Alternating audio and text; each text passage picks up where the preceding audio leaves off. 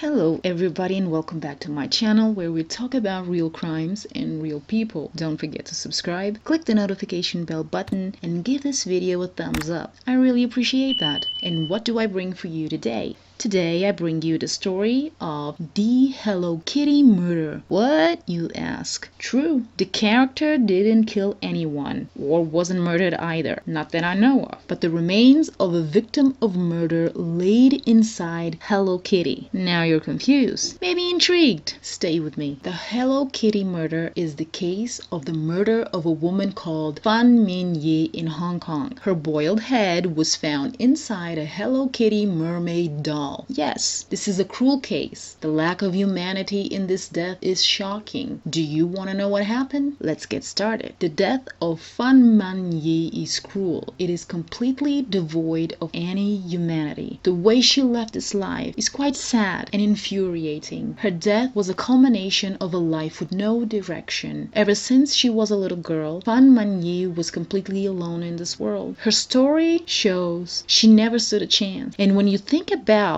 you only have one chance at this life, her only chance was tragic and her ending was cruel and devastating. Fan-Man-Yee was abandoned by her family as a child for reasons we don't know. And truth is, ever since Fan-Man-Yee died, no one ever came forward stating they were her family. Was it because of money? Were they unable to take care of Fan-Man-Yee? Was this a case of a single mother who felt she couldn't take care of her? Fan-Man-Yee was raised, or whatever you call it, at an all-girls home. I wonder if she received the proper tools to vindicate in life. After all, she was going to face the world all alone someday, and that day came at the age of 15. Because of age restriction, Fan-Man-Yee had to leave the orphanage. And what was she supposed to do at such young age and with nothing in her name? Fan-Man-Yee became homeless. She also developed a drug habit, and to support that habit, she became a sex worker until the age of 21. She worked at a brothel, and then she became a dancer at a nightclub. In 1996, Fan-Man-Yee met and married Nang Chi-yoon. And if you think this would make Fan-Man-Yee change her life, think again. Her husband was also a drug addict. The two of them had a son together. And still, Fan-Man-Yee wasn't able to live the life she was living. She needed money to support her drug addiction. In 1997, Fan-Man-Yee met a 34-year-old man named Chan Mon-lok. He was a drug dealer, a pimp, and was a part of the Chinese mafia. He was a very dangerous man. The two met where Fan-Man-Yee worked. She was his favorite and always asked for her. He had everything she needed, drugs and money. Then one day, Fan-Man-Yee's desperation for money and drugs led her to steal Chan Mon-lok's wallet. And unfortunately for her, he realized she had stolen it. So he wanted to pay back. He demanded the money back and extra. Fan-Man-Yee gave the money back, but she needed time to get the extra money. So she was desperate for money for drugs, and she also owed money to a ruthless, evil man. Chan Mon-lok decided waiting for the money wasn't enough. He had other plans. Evil plans. He was not only a drug dealer and a pimp, he was also a predator. On March 17, 1999, Chan Mon-lok, Long Shing-cho, Long Wai-yun, and Chan Mon-lok's 14-year-old girlfriend kidnapped Fan-Man-Yee and took her to Chan Mon-lok's apartment in Tsim Sha Tsui in Hong Kong. He wanted to keep her there and make money out of her, selling her service to other men. But things went too far, and for a month, Fan-Man-Yee experienced the evil man can do. Fan-Man-Yee was beaten with metal bars, kitchen utensils, and furniture pieces. She was always high on drugs. Fan-Man-Yee was hanged and used as a punching bag. She was kicked in the head over and over by Chan Mon-lok. They rubbed spices into her wounds. They burned Fan-Man-Yee with candle wax and hot melting plastic. They dropped the melting plastic on her legs and feet so she couldn't walk, and they all laughed while doing it. They urinated in her mouth. They sexually assaulted her. She was forced to eat Chan Mon-lok's 14-year-old girlfriend's feces. The 14-year-old girl also took part of the torture inflicted on Fan-Man-Yee, and she enjoyed it. When they got bored, they played video games. Fan-Man-Yee was forced to smile and say she enjoyed the beating. If she said otherwise, things things got worse. A month later, Fan-Man-Yee died while her captors were out. When they returned, they found her body in the bathroom they locked her in. They needed a plan to get rid of Fan-Man-Yee's body. They decapitated her and dismembered her body and boiled them. The goal was no traces found. While they were boiling Fan-Man-Yee's head, they were cooking noodles right next to it, even using the same chopsticks to serve both pans. They sewed Fan-Man-Yee's boiled head inside a Hello Kitty mermaid doll and disposed of the rest of the remains. In May 1999, a 14-year-old girl went to a police station. She was being haunted by a spirit. The spirit of a young mother bound with an electric wire and being tortured. She told the police she was having nightmares. She was being haunted by a spirit. The police dismissed the young girl, but eventually she managed to convince them to follow her lead. Ha-Fong, the 14-year-old girl, led the police to the 3rd floor of an apartment. The police searched the apartment, and what they found was shocking. Inside an Hello Kitty mermaid doll was a human skull. Some internal organs and tooth were discovered in a plastic bag. The police had found the only remains of Fan-Man-Yee. The testimony of Ha-Fong, Chan Mon-lok's 14-year-old girlfriend, who had also participated in the kidnapping and torture of Fan-Man-Yee. Chan Mon-lok and his minions were arrested. Ha-Fong was given immunity and she testified against those evil men. The trial lasted 6 weeks and they were found guilty of manslaughter. The jury couldn't find if they intended to kill Fan-Man-Yee. There was no evidence for how she died, so they concluded she had died from the torture she had endured. They were sentenced to life in prison with the possibility of parole after 20 years. In 2012, the apartment Fan-Man-Yee was tortured in was demolished. In 2016, it turned into an hotel. What strikes me the most was Fan-Man-Yee's life story. It was tragic, it was sad, her death was so cruel. Fan-Man-Yee was only 23 years old when she died, and it seemed like she had already lived 1,000 lives. I sure hope her spirit haunts everyone involved in this tragedy for the rest of their lives.